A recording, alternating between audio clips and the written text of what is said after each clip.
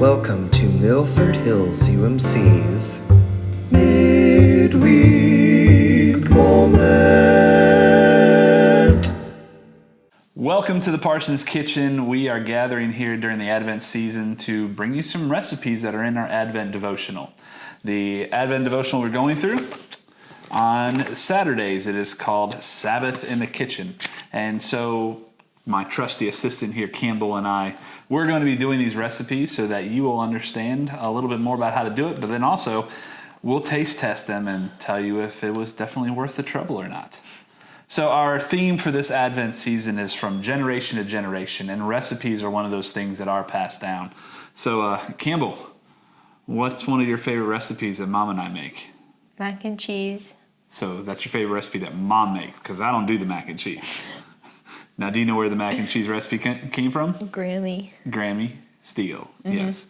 And so Grammy Steele made the recipe, passed that recipe down to your mom, and now your mom makes it for us all the time. So recipes are very important because they bring back memories. They bring, they kind of have that sense of family and what is passed down within a family. I know when Alicia makes Welsh cakes, something that she does every Christmas, a recipe she got from her grandmother, that the smell of those and the taste of them just kind of brings everything together and kind of makes this season even more special.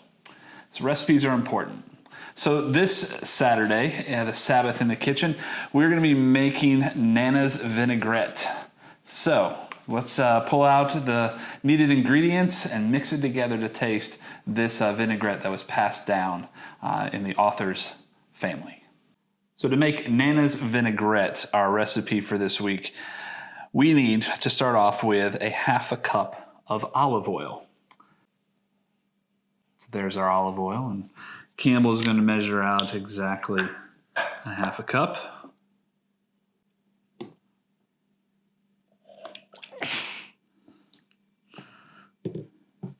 All right, after a half a cup of olive oil, a third of a cup of balsamic vinegar.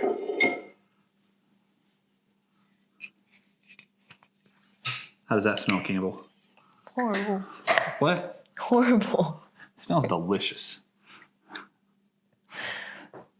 Maybe it'll help. All right, so next we need 2 tablespoons of Dijon mustard. We don't have Dijon mustard offhand, so we're going to use spicy brown mustard instead.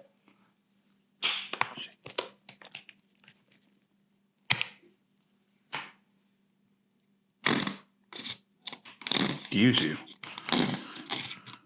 Campbell, we're on camera. Don't put that in. What you eat? It was the tacos. Is that enough? Yes.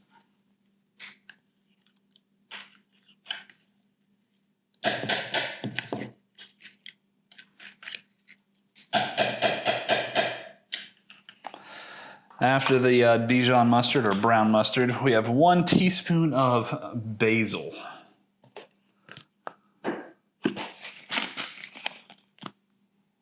Yes, that is the basil. It is dried in a can. We do not have any fresh, so we'll be using this. So after the basil, we need a half a teaspoon of salt. Good old Morton's. Fun little fact as she pours the salt is that, you ever heard of the phrase, when it rains it pours?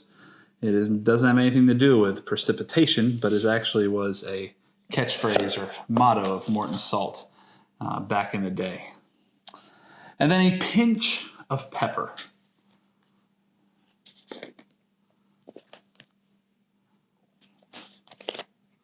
Just a pinch. Nice, well done. All right, mixy mixy.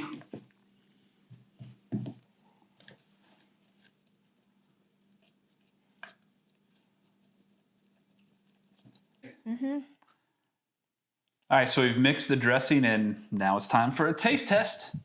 I'm gonna have some spinach and here we'll roll it around.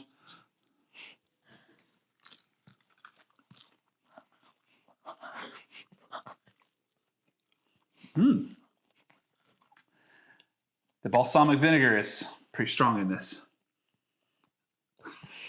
You're not going to be going for this at your next salad? No.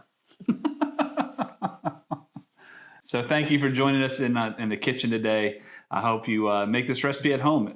I think it tastes pretty good. Others think otherwise. But recipes are a way that we can taste generations in the past and then pass that on to future generations. And so make whatever favorite recipe you have. Share that in the comments below and join us next week as we try another recipe. I think you'll like that a little bit better. It's sugar cookies. Until then, God bless. Midweek moment.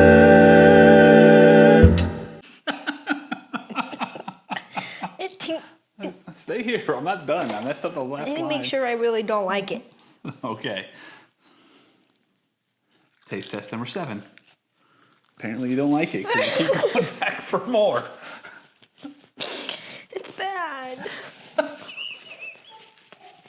Stand right here for a second. I'm sorry, Nana.